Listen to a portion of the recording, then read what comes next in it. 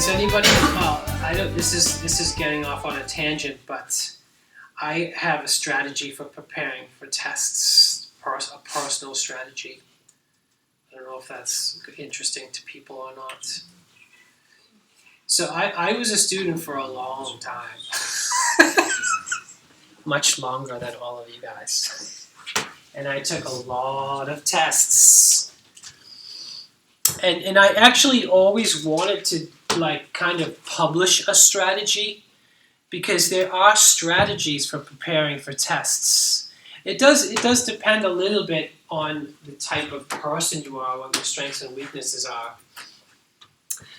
But my generic strategy that I developed, that I didn't really finalize until I was, coming up to graduation, like maybe my fourth year of my bachelor's degree, where I really thought, oh, this is a very good strategy for all tests, that I then used, when I could have. I wish I had known it when I was in first year. You have, for all of your classes, you start with a pile of 100 pages of documentation, right? Like in slides and reading and all this stuff. So I think the best strategy for preparing for a test is to boil it down to 1 or 2 pages of essentials, the most essential things. And that's a great way to study, to prepare for a test. What do I mean by that? That's difficult, isn't it? It's difficult to start with 100 pages of material or whatever you're given, and then filter it down or summarize it into 2 pages, maybe one or 2 pages, one on each side of an A4 sheet of paper. So what you have to do is you have to go through all the material, and you have to figure out, okay, what is the most essential information from all of this? And then what I would do is I would have like a 2-pass algorithm. I would go through my list of information, and I would take notes on what I believed to be the absolute essential information. And I would boil it down to some number of pages, like 10, maybe, for example. And then I would go through that 10 pages and say, okay, of this 10 pages, what is the absolute most essential information that I need to remember for the test? Like, if I were to bring these 2 sheets of paper, if I was allowed to bring 1 or 2 sheets of paper into a test, what are those 1 or 2 sheets of paper that I would be bringing in?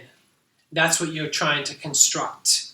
Those 1 or 2 sheets of paper that you wish you could bring in as a cheat sheet for the test. Right? That we were allowed to do that in some of our classes in the US, to bring in one side of notes or whatever, and then you'd be writing in this very small font, right? Like tiny little font. But that is great preparation for a test for a number of reasons. You go through all the material systematically. You are forced to decide what is the most essential information, what's the most important, what's not so important.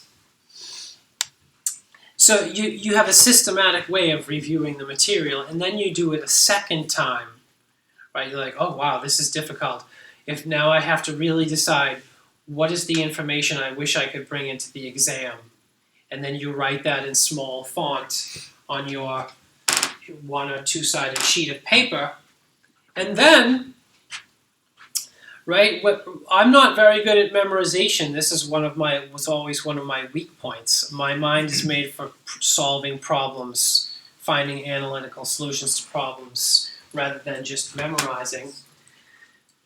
So I don't know if you've ever been like waiting for a test to start and then panicking, and then thinking, oh, I forgot everything.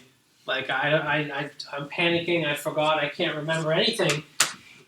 You have that 1 or 2-sided sheet of paper that you're looking at right up until the test starts. Like, you're looking at that sheet of paper At least for me, that's how I did it. I was looking at this sheet of paper right up until they said, okay, you're allowed to go take your seat. So I had all the essential information freshly in my short-term memory, right there, you know. And I found that so helpful, so helpful. And sometimes what I would do, you're not allowed to bring anything into the exam. Sometimes what I would do is like, oh, I know I'm going to forget that formula. So I'm looking at the sheet, and then as soon as I start the test, I just write down those formulas that I know I'm going to forget. Right, before I even start the test, like, oh, I'm going to write down those formulas that I think are absolutely essential before I forget them. I even got caught. I took a test not very long ago where I did this same strategy. It was the immigration test to stay in the UK. You know, if you want to be a permanent resident in the UK, you have to take a test.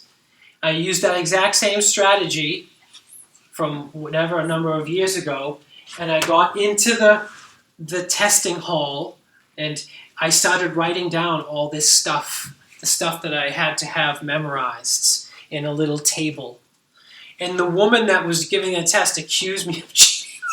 I was like, no, I just wrote this stuff down right now. I swear I didn't like fabricate it and pull it out of somewhere. I said, I just wrote this stuff down. But she accused me of cheating. She's like, how do you know all that stuff or whatever?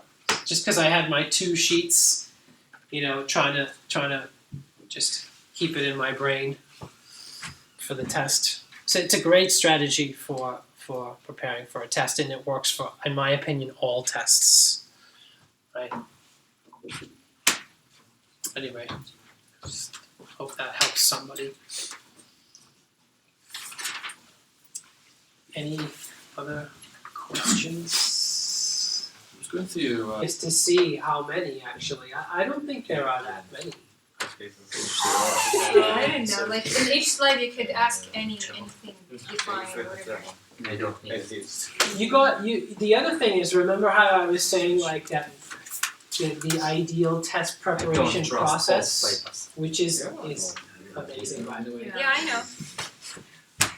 I've already helped you with that. So I produced a one-sided spreadsheet for you guys. Yep.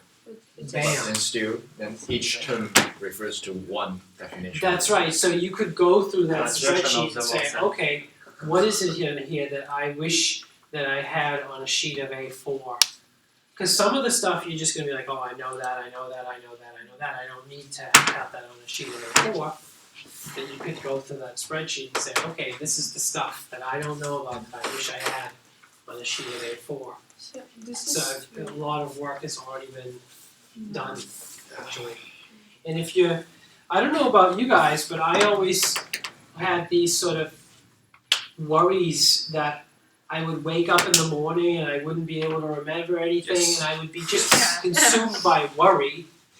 And so I as a comfort mechanism, I would have my sheet of A4. You know, I'm going to bring my sheet of A4 with me so I can look at it and stare at it and just comfort myself right up until the exam, instead of wandering around going, okay, am I going to be able to remember this? Am I going to be able to remember this? And it's a great strategy. And the moment you sit down, you forget everything. yeah, but this is also true. But English is not our native language, so it's really tough to remember all words with the same order. I don't know. Maybe I have big memory, but remember the English words. Yeah. I understood it, but while I'm writing, everything is mixed. Right, Turkish. Yeah, Psychic it's power, great. you know. Yeah, practice for learning. So this is the beauty of database. You're going to be asked to draw things. Yeah. So the language is not going to be as much of Yeah, an that's issue. Yeah. What if they can do that? So, Yeah, that's good. Thank you so much for accepting my that. pleasure. My pleasure. I hope I can put it on YouTube, this one as well.